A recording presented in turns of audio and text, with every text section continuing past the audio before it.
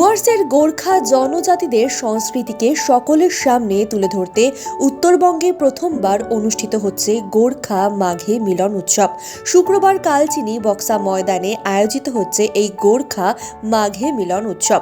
এদিন ডুয়ার্সের বিভিন্ন প্রান্ত থেকে মঙ্গর, রাই, খাস, তামাং সহ অন্যান্য গোর্খা জনজাতি সম্প্রদায়ের সংস্কৃতিকে এদিন তুলে ধরা হয়।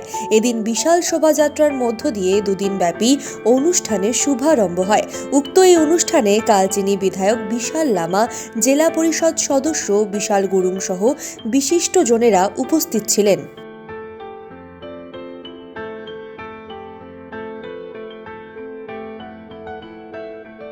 সর্বপ্রথম আমি সবাইকে আপনাকে নমস্কার বলবো। আজকে যে আমাদের 2 দিনের যে আমরা কর্মরত দেখছি নিচে 19 আর 20 গোর্খা মাঘে মিলন উৎসব। গোর্খা মাঘে মিলন উৎসবের মেন মোটিভ হচ্ছে যে আমাদের যে গোর্খা জাতি আছে অলগ অলগ মোটামুটি আপনার 11 জন জাতি আছে।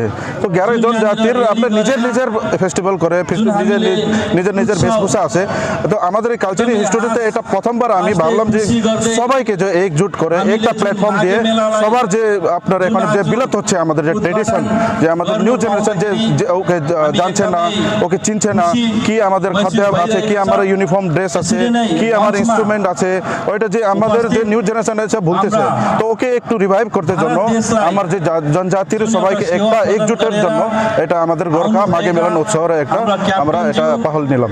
হ্যাঁ, ওইটাই যে হারানো হচ্ছে ওদের কি আছে, ওদের এখন যে আপনি দেখবেন স্টলে ওদের যে একটা রায় আছে, মগর আছে, ওদের যে ওদের একটু মতলব কি বলে পুরানো যে মানুষ আছে ওরা জানে কি আমাদের ইনস্ট্রুমেন্ট আছে কি। তো ওদের থেকে আমরা একটু শিখতে চাই যে আমাদের নতুন যে ছেলে মেয়েগুলো আছে ওটা জানে না আমার কি ইনস্ট্রুমেন্ট আছে, আমার কি বেশভূষা আছে। তো ওদের এটা আমি প্ল্যাটফর্ম দিলাম যে ওদের যে নিউ জেনারেশন এটা শিখতে একটা অপরচুনিটি পায়। অনুষ্ঠানটা কতদিন চলবে? এটা আমাদের আজকে আর কালকে 2 দিন অনুষ্ঠান আছে, 2 দিনের জন্য। আমার নাম সরণ লামা, আমি যে আয়োজক কমিটি যে আছে গোর্খা মাঘে মিলন উৎসবের আমি অধ্যক্ষ।